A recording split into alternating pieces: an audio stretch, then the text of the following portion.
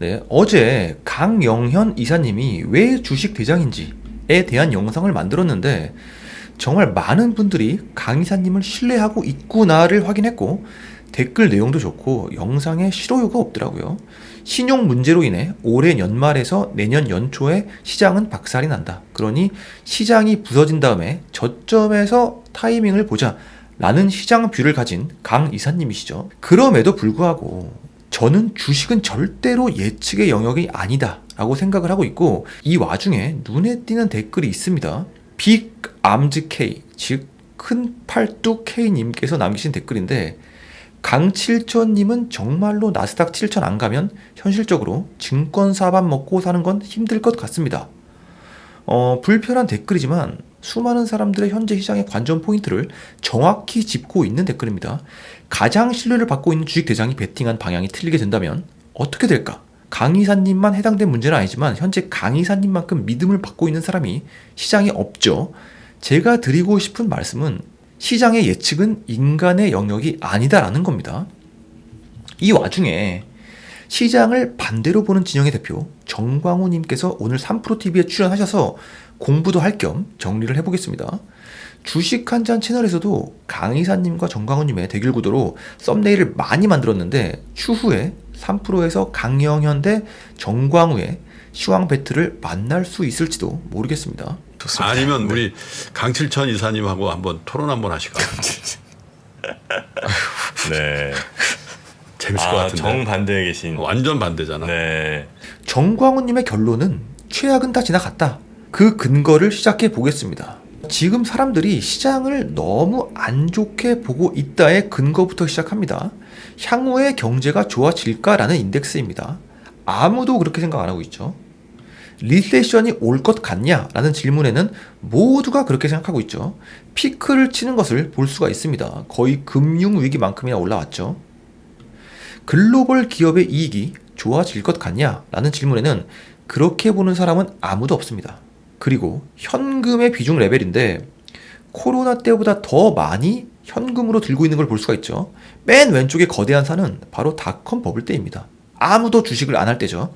지금은 그 이후로는 최대 현금 비중인 것을 알 수가 있습니다. 오른쪽 표는 21년 증시가 고점이었을 때의 상황인데 하늘색 선이 경기를 좋게 보는 지표인데 바닥을 치고 있고, 그 와중에 남색 선인 주식 보유는 여전히 높죠. 앞으로 벌어질 일은 모두가 주식을 내다 파는 상황에 바로 직전 상황입니다. 즉 모두가 주식을 들고 있을 때, 왼쪽 표를 보시면 2021년 12월 증시 피크 당시 투자자들이 가장 많이 보유한 주식은 바로 미국 테크주였습니다. 롱 US 테크 스탁이라고 써있죠. 2등이 비트코인이네요. 그리고 시간이 흘러 바로 지금 가장 붐비는 포지션은 바로 미국 달러입니다. 테크는 완전히 사라졌고 현금 비중만 높아진 거죠. 숏도 많아졌습니다. 2등은 중국 숏, 4등은 유럽 숏. 지금 대중이 얼마나 방어적인가를 보여주는 자료입니다. 오른쪽 표의 하늘색은 주식 오버웨이트로 주식 비중이 굉장히 낮다라는 걸 보여주고 있죠. 현재 우리는 굉장히 방어적이고 부정적이다 라는 상황을 보여주는 겁니다. 방어적인 모습에 대한 근거가 첫 번째 챕터라면, 두 번째 챕터는 바로 경기 침체라는 그 정의에 대해서 한번 의심을 가져봅니다. 과연 경기 침체는 오는 걸까? 이미 온 건 아닐까? 그걸 누가 정하는가? 첫 번째 자료는 과거 11번의 침체 동안 하락률을 보여주는 건데 평균이 마이너스 32%예요. 맨 아래 보시면 마이너스 32.4% 보이시죠? 그리고 현재에 해당하는 2020년을 기준으로 고점으로부터의 하락률이 마이너스 35%입니다. 그러니까 이미 침체의 평균에 해당하는 할당량은 채운 거죠. 그렇다면 침체의 정의는 뭔가? GDP 성장률이 마이너스였던 40분기 중 30분기만 침체라고 정의가 되었고, 이익이 역성장했던 89분기 중에 36분기만 침체로 되었고, 금리 인상기가 종료된 14회 중에 11분기만이 경기 침체였고, 장단기 금리가 역전되었던 8회 중에 7회만 경기 침체로 선언이 됐습니다. 그러니까 경기 침체에 대해서 관념적으로는 알고 있지만 정확한 기준이 뭐냐라는 거예요. 경기 침체라는 것을 선언하는 기관이 있는데 이게 민간 기관입니다. NBER이라는 비즈니스 사이클 판정위원회라는 곳이 있고 이 기간 동안이 경기 침체야 라고 선언을 해주는 기관인데 구성원들은 모두 대학 교수님들이고 경기 침체가 정의되는 과정이 대단히 기묘하더라. 표를 보면 실제 위기와 경기 저점 선언, 즉 침체에는 1년 이상의 시차가 발생한다는 걸 볼 수가 있죠. 돌아보면서 침체 정의를 내리는 거예요. 금융 위기 때를 보면 경기 저점이 2009년 6월인데 1년 반 뒤에 경기 침체를 선언합니다. 근데 그때 무슨 일이 있었냐면은 2009년 6월에 경기가 저점이었죠. 근데 2010년 4월 12일에 NBER 회의에서 경기 저점 선언을 하지 않습니다. 앞으로 더 떨어질 거라는 거죠. 그래 놓고 5개월이 지난 뒤인 2010년 9월 20일에 야, 미안한데 2009년 6월 그때가 저점이 맞았다. 쏘리. 이렇게 된 거예요. 이거를 지금 상황에 대입해 보면 경기 침체가 올 거야 라고 다들 생각하고 있잖아요. 그 근거는 NBER에서 선언을 안 했기 때문인데 정작 시간이 흐른 뒤에 금융 위기 때처럼 야, 미안하다. 2022년 9월이 저점이었다. 라고 선언할 가능성이 있다라는 거죠.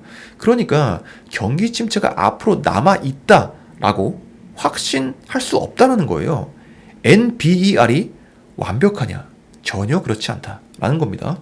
그리고 아까 봤듯이 지난 11번의 침체의 평균값과 중간값은 이미 지나갔다라는 겁니다. 표를 보면 회색 음영이 있는 부분이 침체 구간이고 현재는 하락 구간에 와 있죠. 우리는 이제 한 단계 더 떨어질 거야 라고 생각하고 있잖아요. 착각일 수도 있다. 모호했던 기준과는 달리 침체와 정확히 일치하는 지표가 있습니다. 바로 실업률입니다. 경기 침체 구간은 반드시 실업률의 급등 구간과 일치합니다. 이것은 100%입니다. 반대로 말하면 아무리 역성장을 하거나 장단기 금리가 역전이 돼도 실업률이 좋으면 NBER에서는 침체로 인정을 하지 않았다라는 겁니다. 그렇다면 이번에 고용을 보면 침체 선언이 없을지도 모르겠다. 왜냐하면 현재 파랑선 구인율과 빨간선 일자리 배율을 보면 구인 자체가 많기 때문에 실업률이 안 올라갈 수도 있다는 겁니다. 그렇게 되면 침체 선언은 없는 겁니다. 그렇다면 침체 선언이 없다면 어디서 반전의 계기를 찾을 수 있을까? 첫 번째는 달러 강세가 꺾이기만 해도 시장은 좋아진다. 당연한 얘기죠. 코스피에서는 말할 것도 없죠. S&P 500 기업의 경우 달러가 10%만 올라도 이익에 2, 3%의 악영향을 준다는데 왼쪽 표를 보면 1년 동안 20%가 올랐어요.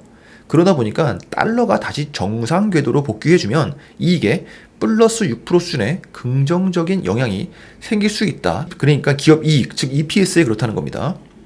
두 번째는 중국인데 제로 코로나 정책만 끝나면 전 세계적으로 경기가 부양되는 효과를 볼 수가 있죠. 왼쪽의 코로나 확진자 수는 다시 정점을 찍고 있지만 오른쪽 표의 사망자 수는 거의 없습니다. 사실 중국은 현재 봉쇄 해제 외엔 선택의 여지가 없습니다. 이 근거는 PPI에 있죠. 중국 생산자 물가 지수, 바로 PPI인데 왼쪽 표는 PPI와 중국의 기업 이익이 함께 간다라는 걸 보여주는 표고요. 오른쪽 표는 현재 중국 생산자 물가 PPI가 마이너스임을 보여주는 겁니다. PPI가 마이너스일 때마다 예외 없이 중국 정부는 대규모로 경기를 부양했고 지금 딱 맞는 경기 부양은 바로 코로나 봉쇄 해제라는 겁니다. 정리를 하자면 중요한 턴어라운드는 원달러 환율 안정과 중국의 경기 부양으로 인해 시작이 될 것이고 지금 뉴스에서 뭐 재고 문제들, 뭐 월마트라든지 뭐 타겟이라든지 재고 문제 엄청 많죠. 그리고 반도체 감축 문제, 그런 뉴스가 계속 나오고 있는데 이는 역실적 장세를 지날 때 대두되는 문제이기 때문에 이미 최악은 지나가고 있는 게 아닌가. 고로 바로 지금 사야 할 때다. 정광훈님께서는 한국 시장을 좋게 보고 계신데 한국이 바로 민감한 나라이기 때문에 항상 먼저 빠지고 항상 먼저 오른다. 그러니까 이제 곧 오를 거면 가장 먼저 오른다는 거죠. 맨 오른쪽에 날짜를 보시면 같은 위기에서도 반등이 한국이 가장 빨리 옵니다. 그게 한국의 특성이라는 거죠. 경기 민감주가 그만큼 많은 시장입니다. 그래서 골드만삭스에서도 최근에 한국에 대해 매수 전환 의견을 낸 거죠. 표는 짙은 색의 이익을 옅은 색의 주가가 1년 전에 따라가는 걸 보여주는 표입니다. 2024년에 한국 기업의 이익, 즉 EPS가 오르기 때문에 1년 전인 23년에는 주가는 오른다. 고로 2023년에는 주식을 사야 한다. 바로 지금이죠. 왜냐하면 이익이 늘어나는 1년 전에 주식이 올랐기 때문에 주식은 선행한다 라는 것을 보여주는 겁니다. 정광훈님의 왜 지금이 주식을 살 타이밍인가를 이야기하는 영상의 요약이었고요. 물론 시장의 예측은 인간의 영역이 아님을 다시 한번 강조하면서 방송을 마치도록 하겠습니다. 감사합니다.